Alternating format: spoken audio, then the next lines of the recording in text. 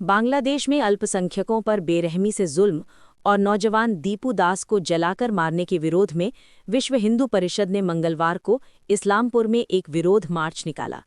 विरोध मार्च इस्लामपुर के चौरंगी मोड़ पर मौजूद राधा गोविंदा मंदिर के परिसर से शुरू हुआ और विरोध मार्च इस्लामपुर शहर की अलग अलग महत्वपूर्ण सड़कों से होते हुए इस्लामपुर बस टर्मिनस पर जाकर समाप्त हुआ।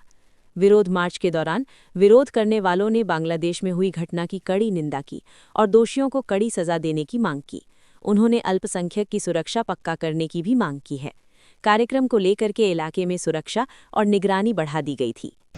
আপনারা সবাই জানেন যে বাংলাদেশে অতি সম্প্রতি বাংলাদেশে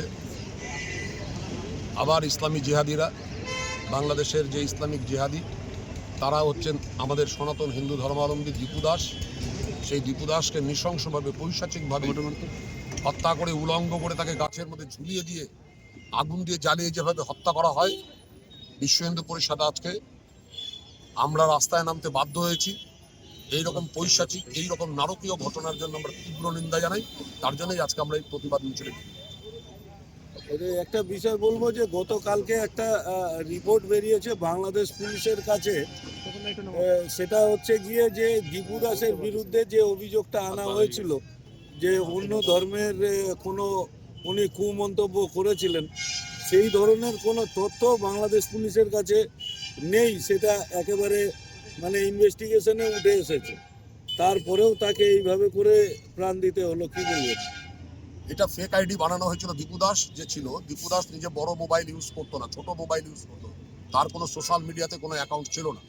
ফেক আইডি তৈরি করে তার সেখান থেকে একটা ইসলামের অবমাননা মন্তব্য করে দীপু দাসকে অন্যায়ভাবে হত্যা করা হয়। কারণ একটাই ছিল, দীপু দাস তার নিজস্ব কর্মক্ষেত্র প্রমোশন পেয়েছিল, জিহাদিরা প্রমোশন পায়নি। অথচ একটা হিন্দু ছেলে প্রমোশন পাওয়া, সেটাইও তাদের মধ্যে মূলত রাগ। এবং যেহেতু দীপু দাস হিন্দু ছিল, তাই তোকে এরকম একটা সাজিয়ে হত্যা করা। বিষয়টা হচ্ছে গিয়ে যে এখনো পর্যন্ত তারপরেও এখনো পর্যন্ত ওখানে যে সমস্ত হিন্দুরা আছে তারাও আতঙ্কিত। তারপরেও এখনো আমরা দেখছি এখনো পর্যন্ত ফুলবাড়ি বর্ডার বা হিলি বর্ডার দুটোই এখনো পর্যন্ত খোলা। কি বলবেন সরকারের প্রতি, ভারত সরকারের প্রতি কি বলবেন? আমাদের কেন্দ্রীয় প্রতিনিধি অলরেডি ভারত সরকারের স্বরাষ্ট্র দপ্তরে পৌঁছে গেছে। তা আমাদের দাবি সমূহ নিয়ে, বিশ্ব হিন্দু পরিষদের দাবি সমূহ নিয়ে, যে আমাদের যাতে ওখানে যাতে আমাদের প্রত্যেকটা হিন্দুদের সুরক্ষা দেওয়া যায়, তার জন্য আমাদের কেন্দ্রীয় প্রতিনিধি দল স্বরাষ্ট্র দপ্তরে অলরেডি পৌঁছে গেছে। আগামী দিনে ভারত সরকার যদি ব্যবস্থা নেয়, আমরা সবসময় ভারত সরকারের সাথে আছি।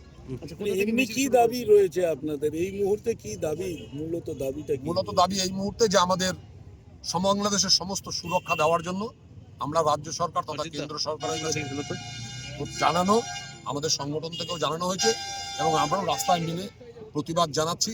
এবং সমস্ত মানুষ যাতে আমাদের এই সাথে আসে এবং সমস্ত সনাতন হিন্দু এই বর্বরোচিত আক্রমণ তথা হিন্দুদের উপর আক্রমণের উপরে যদি সবাই একযোগে আমরা এর মোকাবিলা করতে পারি, এখানে প্রতিবাদ জানাতে পারি, তার জন্যই আমাদের আজকের এই। কোথা থেকে মিছিল শুরু করেছিল? রাধা গোবিন্দ মন্দির, চৌরঙ্গি মোড়।